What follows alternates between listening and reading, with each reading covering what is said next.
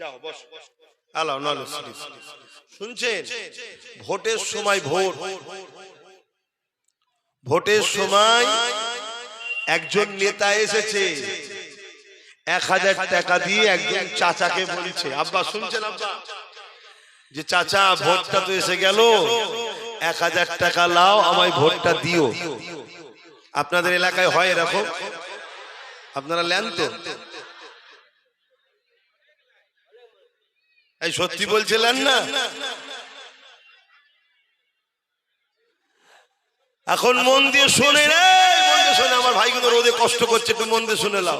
এই জলদি করে দেখো, জলদি করে দেখো। এখন ওই মুরব্বী চাচা খুব চালাক। ওই চাচা বলছে, হ্যাঁ বাবা 1000 টাকা দিবি, খরচ হয়ে যাবে। এক কাজ কর, আমার একটা গাধার খুব দরকার, তুই একটা গাধা কিনে দে। যা, এই 1000 টাকা নিয়ে একটা গাধা কিনে দে, আমি টাকা নিলে কোথাও খেয়ে ফেলবো, খরচ হয়ে যাবে। গাধাটা থাকলে তবুও গাধার পিঠে পূজা টোজালে এইদিক ওদিক ঘুরতে পারবো, ইনকামের রাস্তা হবে। শুনছেন? এখন ওই নেতা ভোট নিবার লোভে, ভোট এসে গেছে তো, ভোট এলে তো নেতাগুলো যে পাগলা টাইপের হয়ে যায়, কি করবে এটা বুঝে আসছে। ওই সময় ওই বাজার বাজার শিবাজার খুঁজছে গাধা কেনার জন্য, রোদে কালো শিয়া হয়ে সন্ধ্যার দিকে ফিরে এসে বলছে, চাচা কোন জায়গায় কোন বাজারে গাধা পেলাম না, যে গাধাই কিনতে যায় যত কমই হোক 20-30 হাজারের কমে কোনো গাধা নেই। তো তুমি এক করো বাপ, অনেক কষ্ট করে ফেলি, অন্য জায়গায় আর যাওয়াই হলো না, তো তুমি 1000 টাকা রাখো, আমায় ভোটটা দিও, কেন 20-30 হাজারের কমে গাধা পাওয়া যাচ্ছে না। তখন চাচা বলছে, কেন বাবা বেজ্জতি করছিস আমাকে? তোর নেতাদের একটু মিজাজ হয় আবার, তুই তো বেজ্জতি করলাম তোমাকে।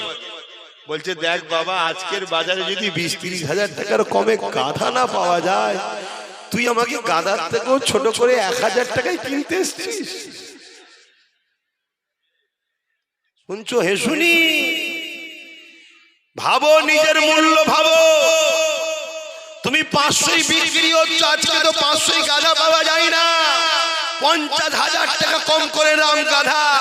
তোমার মূল্য গাধার থেকেও কম তুমি নিজে করেছো, তাই গাধা মারলে যদি বিচার না হয়, তা 500 টাকার গাধার থেকেও মূল্য কম যার, তার হয়ে কখনো বিচার হয়? বোঝো, 1500 বিক্রি হয়নি, তুমি নিজের মূল্য নিজে কমিয়ে দিয়েছো, কাল 500 আর দেবে না। একটা দিন আসছে, কেন সব সিট রিজার্ভ হয়ে যাবে, রিজার্ভ। মুসলমান ক্যান্ডিডেট আর দাঁড় করাতে পারবে না, আইন করে ফেলবে।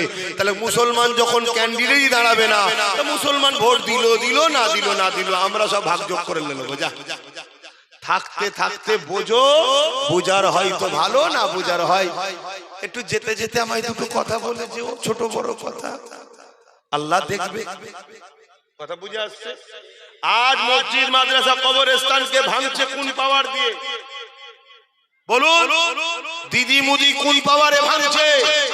এই যে দুর্গাপুরে পল্টুজাতে মমতা মাদ্রাসা ভাঙলো, আসামে, গুজরাটে, উত্তরপ্রদেশে বিজেপিরা মাদ্রাসা ভাঙছে, কোন পাওয়ারে? জোরে বলো। রাজ পাওয়ারে। তাহলে রাজ পাওয়ার যখন তোমার মসজিদ মাদ্রাসা ভাঙছে, তাকে ডিফেন্স করার জন্য আমাদেরও রাজ পাওয়ার দরকার আছে না নাই? আমি আব্বাস সিদ্দিকী হুজুর, আমি নাই রাজ পাওয়ারে দাঁড়ালাম না, কিন্তু আমার ভাইটাকে দাঁড় করিয়েছি। তোমার ভাইটাকেও দাও। তুমি নাই মৌলানা সাহেব, ইমাম সাহেব, ঠিক আছে, তোমার ভাইটাকে দাও। এবং তার সাথ আপনাদের দেওয়া দরকার আছে না নাই? একটু মাথায় ঢুকাও। একটু কষ্ট করলে 2-5-10 বছর পুরো সাগরটা হাতে পেয়ে যাবে। আর যদি ভিক্ষা লাও, ওই এক বদনা নয়, 1 ফুটা করে দিচ্ছে, কালকে ওটাও বন্ধ হয়ে যাবে। 2-10 বছর কষ্ট করতে হবে। কথা মাথায় ঢুকছে তো? যাক, আমি আর কথা বাড়াচ্ছি না। একটা শেষ কথা, কেউ কষ্ট পেলেন, ঠিক বলছেন? তাহলে ভাইজানের কথাই সহমত তো? বাবাজির কথাই সহমত তো? বিক্রি হবেন না তো? হাত তুলে বলুন, আল্লাহকে সাক্ষী রেখে বলুন, হাত নাবান। আচ্ছা বলুন তো ভাই, ওই যে ঘরের মধ্যে যেখানে ভোট দেয়, ওখানে আমিও থাকবো না আর কেউ থাকবে না, হাত তো তুলে দিলেন, ওখানে আল্লাহ আছে না? তা ভোটটা দিবার সময় ভাববেন এটা ওয়াকাফকে মিটাবার জন্য দিলাম না বাঁচাবার জন্য দিলাম।